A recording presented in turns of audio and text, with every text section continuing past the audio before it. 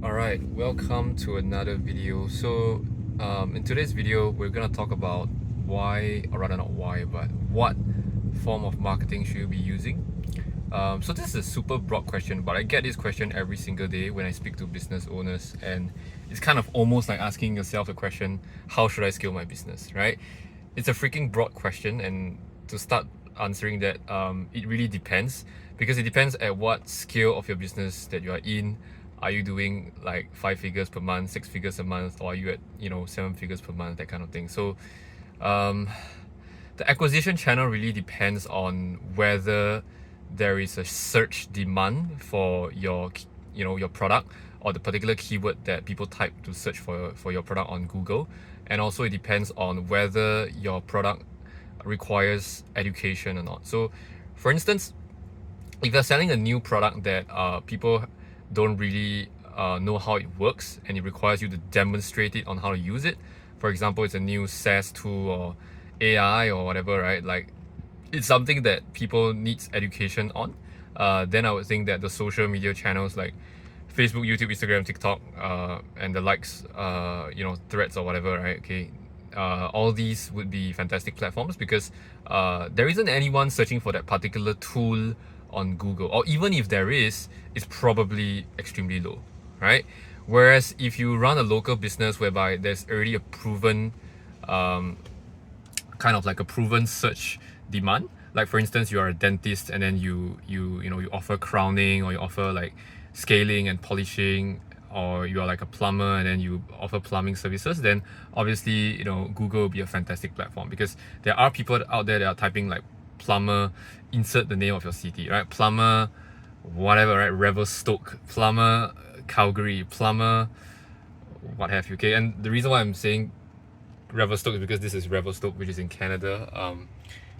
The ladies that I'm traveling with are apparently buying some stuff at a grocery store, which is a supermarket, and then I'm just waiting in the car, and I just figured, hey, why not make good use of a time rather than binging Netflix and listening to Spotify songs, like get something productive done. So I figured it would make sense to create some content marketing videos, post it on the YouTube channel, revive the damn YouTube channel. It's been about time. It's been about 2 years or 1 year or whatever, how long I have been posting such a video. So back to the thing that we are talking about, which is which acquisition channel should I use, which marketing channel should I use, right? The answer, again, like I said, it depends on the type of business model that you are in. The super straightforward kinds, right, which I prefer, would be local businesses, right? And I would rather dabble in something where there's proven demand in, whereby there's really billions of dollars being traded in the market every single year, every single day even, like what I just mentioned: dentists, plumbers, electricians, interior designers, real estate agents, insurance agents, whatever. Like the list goes on. There's already tons of products and services that we ourselves already use on a daily basis, and you don't have to raise VC, we don't have to raise venture capital for this, right? You don't need to get angel investor to come in to design your revolutionary SaaS product. You have to worry about funding, you have to worry about giving away equity, you have to worry about round A, B, C, D, E, all the way to Z. So I think that is the common misconception that people have. Like, they think that entrepreneurship is about, oh, I gotta raise money, oh, I gotta design a new product, I gotta be the next Bill Gates to invent Microsoft, or I gotta be the next Mark Zuckerberg to create Facebook and Threads, and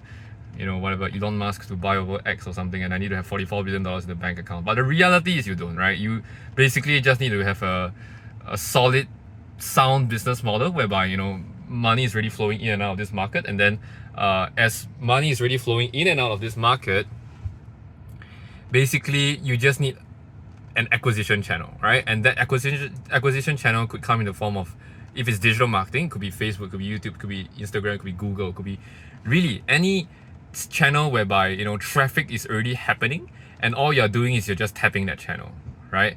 And really, this is a huge misconception that people have about entrepreneurship. They think that it's about grinding like 24 hours a day, and then not having sleep, and then at the end of the day you become that sleep deprived animal, and then you start like complaining, and then you basically dread waking up, and that's not what you want to do.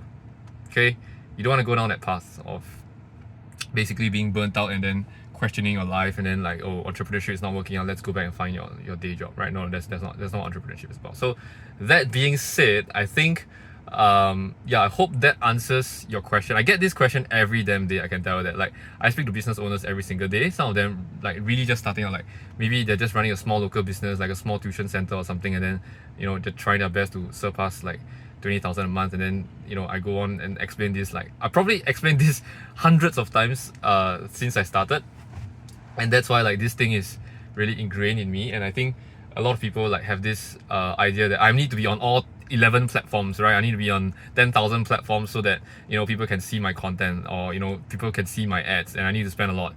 That ain't the reality. You really just want to zero in on one acquisition channel and make it work, right?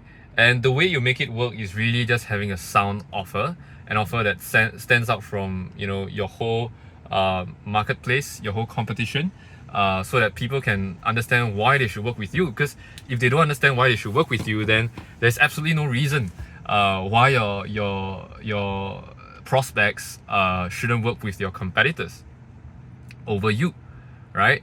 So I think that is something that is very heavily misconstrued, and people think that it's about spending the highest amount of dollars to acquire customers.